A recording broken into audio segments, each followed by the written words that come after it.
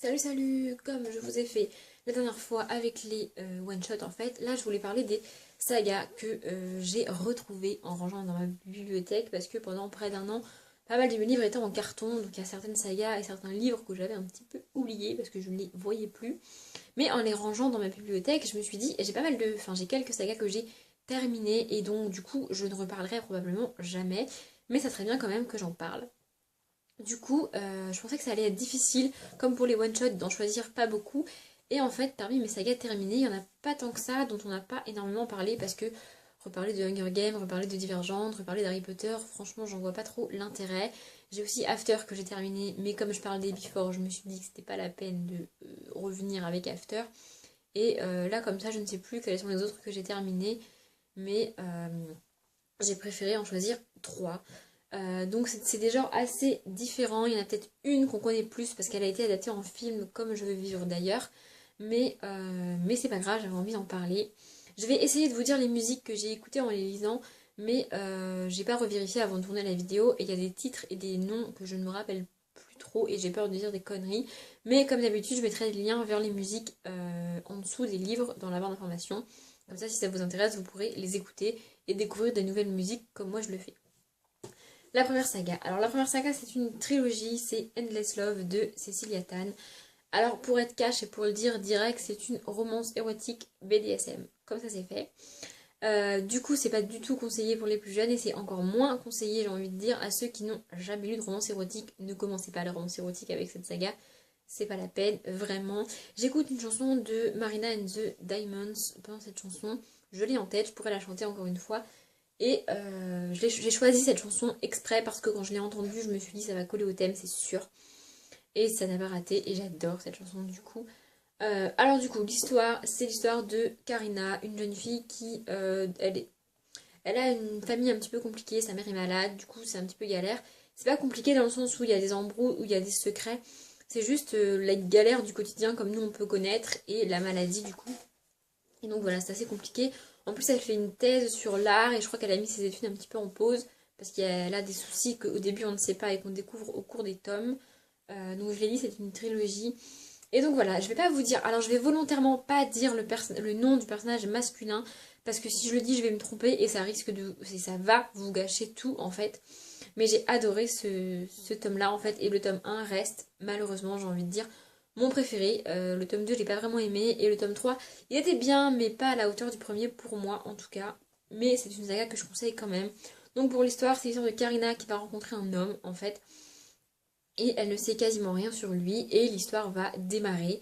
Alors j'ai dit que c'était une romance BDSM et j'ai aussi dit dans plusieurs de mes vidéos que la féministe en moi se révoltait quand les hommes décidaient pour les femmes. J'ai arrêté facilement le tome 4 de Crossfire de Sylvia Day pour ça. Mais là en fait, avant de lire le livre j'avais peur de ça évidemment. Je m'étais dit ça va peut-être pas coller. C'est un livre que j'avais eu en offert dans les opérations 2 achetés, un offert. Donc je ne l'ai pas acheté. Et tant mieux parce que je l'aurais probablement pas acheté sinon. Mais bref, c'est seulement une fois que j'ai refermé le livre, donc le tome 1, que je me suis dit, mais attends, qu'est-ce que je viens de lire? Qu'est-ce qui vient de se passer? Et pourquoi ça ne m'a pas dérangé? Pourquoi je ne me suis pas révoltée? Pourquoi ça ne m'a pas énervé?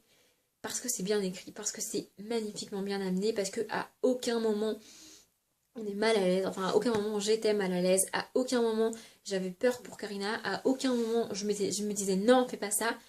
Vraiment, c'est magnifiquement bien écrit. Je vois que cette raison pour que j'ai autant aimé en fait. Et donc voilà, elle va rencontrer cet homme qui va changer sa vie en fait. Et elle va découvrir tout un monde qu'elle ne connaissait pas et que je ne connaissais pas avant de lire ce livre.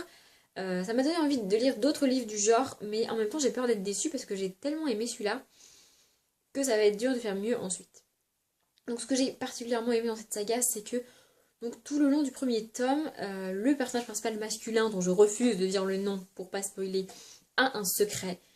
Et ça m'énerve en fait. Quand les personnages principaux masculins généralement ont un secret et que blablabla il faut le découvrir et que ça me saoule en fait. Leur secret c'est toujours le même en plus, enfin c'est toujours quasiment le même. Et on le devine, mais on a toujours cette part de doute qui moi m'énerve, encore une fois. Mais là, l'auteur a choisi de le cacher à Karina. C'est-à-dire que Karina n'a aucune idée et elle n'a aucun élément pour trouver pour trouver quel est son secret et qui il est en fait, parce que c'est ça le secret, c'est qui il est. C'est pour ça que je veux pas dire son nom. Mais nous, on sait. C'est-à-dire que le roman est écrit de telle sorte que moi, personnellement, en tout cas, je n'ai à aucun moment douté de quel était son secret, de qui il était et de qu'est-ce qu'il cachait. Je le savais depuis le début, depuis le premier chapitre, en fait, on le sait. Mais Karina, elle, ne le sait pas. Et j'ai adoré suivre ce personnage qui cherche, qui à la fin du tome 1, je crois, ou au milieu du tome 2, enfin je ne sais plus trop, découvre ça et est complètement chamboulé, alors que moi, je le savais depuis le début. J'ai adoré ça, vraiment. Alors, je le répète, mais les scènes de sexe et les scènes de BDSM, en fait, sont assez présentes. Et donc, du coup, si encore une fois, si vous avez jamais lu de romance érotique, ne lisez pas ça. Surtout, surtout, ne commencez pas les romances érotiques par ça. Commencez les romances érotiques par Ceci Joli Trouble ou autre chose si vous voulez. Moi, j'ai commencé avec Ceci Joli Trouble et c'est depuis que j'aime, en fait, voilà. Mais ne commencez pas avec ça. Par contre, si c'est un genre que vous aimez, je vous le conseille. N'ayez pas peur du BDSM. Vraiment, moi, j'ai été vraiment agréablement surprise. La deuxième. Alors, la deuxième, c'est celle qui a été adaptée en film et qui est peut-être le plus connu. Mais j'avais quand même envie d'en parler. Je parle de Vampire Academy. Donc, j'ai les versions Castelmore en rouge comme ça. Je sais qu'il y en a d'autres avec des têtes. Enfin, c'est une fille qui est sur la couverture. Mais j'aime pas quand il y a des gens sur la couverture. Donc, c'est écrit par Richel Mead. Et j'ai lu cette saga en écoutant Va Bene de La Fouine. Ça, je m'en rappelle très très bien. D'ailleurs, on va reparler de La Fouine dans la prochaine vidéo. Je parlerai longuement de La Fouine si vous connaissez pas La Fouine et si ça vous intrigue. Bref, on n'est pas là pour parler de La Fouine. Donc, c'est l'histoire de Rose, qui est une vampire et qui est une princesse vampire, qui est la dernière de sa famille et qui doit défendre son territoire, sauf qu'elle est jeune et que du coup, c'est pas vraiment bien apprécié. On suit aussi. En fait, l'histoire est racontée par. Non, l'histoire est racontée par Rose et c'est Lisa la princesse. Je raconte n'importe quoi. Donc, Lisa, c'est la princesse vampire qui est la dernière de sa famille et l'histoire est racontée par Rose, sa meilleure amie, qui est une vampire. Si vous savez pas ce que c'est, je vous laisse le découvrir dans le livre. Et donc, c'est elle qui va défendre Lisa, en fait, elle apprend à se battre parce que son futur métier, c'est de défendre les vampires et de les protéger contre les Strigoi, c'est-à-dire les méchants vampires. Voilà, c'est un monde vraiment que j'ai beaucoup aimé. Donc, j'ai d'abord vu le film avant de me lancer dans la saga. Je pense pas que la suite sera adaptée parce que maintenant ça fait longtemps et parce que le premier film n'a pas été apprécié. Alors, mon avis sur le film est biaisé parce que j'ai vu le film avant. Donc, du coup, je ne connaissais pas l'histoire originale avant de découvrir son adaptation. Du coup, je peux pas vraiment dire si c'est bien adapté ou pas. Je sais plus en fait. Ça fait longtemps que j'ai lu ce tome-là. Mais j'ai vraiment adoré. Et ce que j'ai préféré avec cette saga, donc c'est elle a 5 tomes, je crois. 5 ou 6 tomes. 5 tomes, je crois que c'est 5 tomes. Et en fait, à la fin du quatrième tome, enfin de l'avant-dernier, quoi, à la fin de l'avant-dernier, on sait qu'est-ce qui va se passer exactement dans le cinquième, dans le dernier en fait. Et je me suis dit, c'est dommage qu'elle fasse ça parce que du coup, j'ai limite pas envie de lire la fin parce que rien qu'avec le avant-dernier, je sais ce qui va se passer, je sais comment ça va se passer et j'ai pas envie du coup de le lire. Mais j'ai quand même fini par lire le dernier tome et en fait, j'ai adoré le livre. C'est le plus gros, je crois, le dernier. Et c'était pas très surprenant ce qui s'y passe, mais la manière dont c'est raconté, la manière dont c'est amené, j'ai vraiment, vraiment adoré. J'adore Rose. C'est un personnage fort, un personnage qui sait ce qu'elle veut, qui sait se battre, qui se bat et qui ne se laisse pas faire. Elle n'hésite pas à enfreindre les règles encore et encore alors que c'est pas bien. Mais elle le fait quand même parce qu'elle sait qu'elle a raison, elle est persuadée qu'elle a raison. Elle a confiance en elle et vraiment j'adore Rose. Il y a aussi, comment il s'appelle Dimitri. Dimitri, je ne veux pas trop vous dire qui c'est, parce que de toute façon, si vous avez vu le film, vous savez qui il est.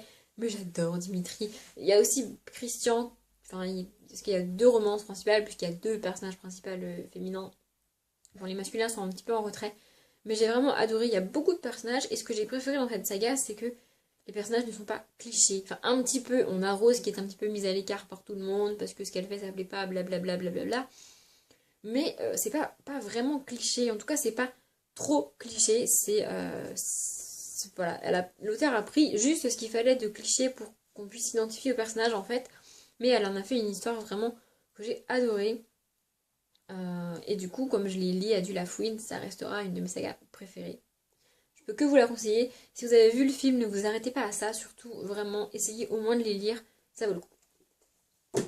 La dernière. Alors, la dernière a aussi été adaptée en film, mais je ne vais pas parler du film parce qu'il est assez controversé comme ça.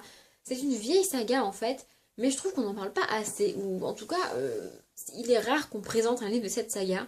Autant les Harry Potter, ça arrive que les gens les relisent, les Hunger Games et les Divergentes, comme ils sont assez récents, ça arrive que des gens les relisent encore et du coup les présentent et en parlent.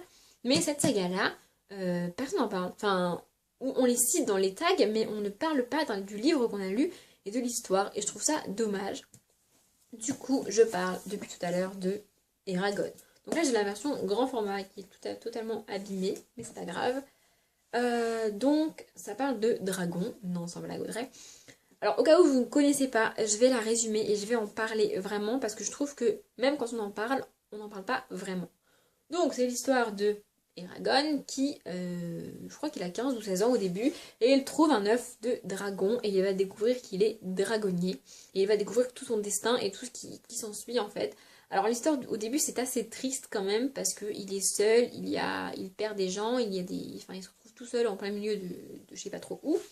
En plus comme c'est de la fantasy, non, c'est pas trop, mais il y a une carte comme dans plein de livres de fantasy et j'adore ça. Vraiment, vraiment, vraiment. Donc c'est en 4 tomes, ça devait être une trilogie. Mais l'auteur au final en a écrit un quatrième parce qu'il n'arrivait pas à terminer son livre en 3 tomes. Et franchement, moi il aurait pu en faire 10, 15, 20. J'adore cette saga. Vraiment, vraiment, vraiment. J'ai pas le courage de relire les livres parce qu'ils sont immenses. Mais peut-être qu'un jour je les relirai. J'ai vraiment adoré cette saga. Suivre Eragon, ça parle d'elfes, ça parle de dragons, ça parle de nains, ça parle... En fait, pour moi, c'est un petit peu la version jeunesse du Seigneur des Anneaux, avec des dragons qui sont au centre, en fait.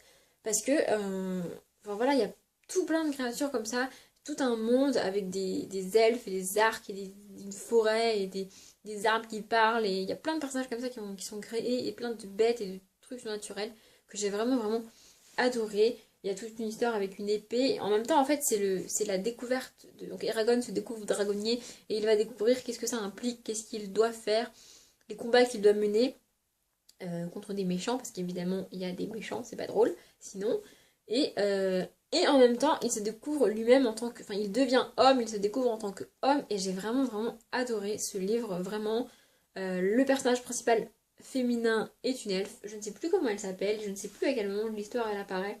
Donc je vais pas trop en dire, mais c'est une elfe et j'ai vraiment vraiment adoré cette saga. Si vous l'avez pas encore découverte et si vous avez vu le film, ne vous fiez pas à ça.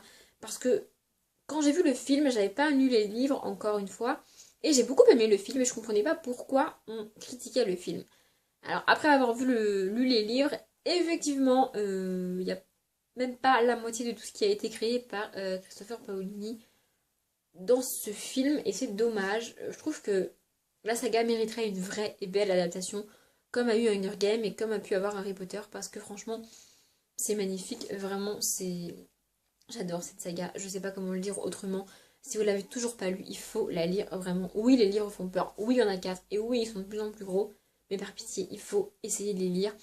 Et Christopher Paolini ne passera probablement jamais par là. Mais je veux qu'il écrive autre chose. Pourquoi il n'écrit plus? Pourquoi il a arrêté? Il a écrit que ça. Et depuis, il écrit plus. Il a plus rien écrit de toute sa vie. Et c'est pas juste. Parce que moi, j'adore Eragon et j'adore l'auteur. Et j'aurais adoré découvrir l'auteur dans quelque chose d'autre. Mais il a rien écrit d'autre. C'est triste. Voilà, ma vidéo est finie. Si je vous ai convaincu de lire au moins un de ces trois, enfin de démarrer au moins une de ces 3 sagas, je suis ravie. Et si vous les avez déjà lus, je veux bien en parler avec vous. Et si c'est ni l'un ni l'autre, et bah j'aurais essayé. Voilà. J'espère que c'était pas trop long, j'espère que ça vous a plu. Comme d'habitude, je vous souhaite une bonne journée, une bonne après-midi, une bonne matinée, un bon appétit, une bonne nuit. Et moi je vous dis à bientôt.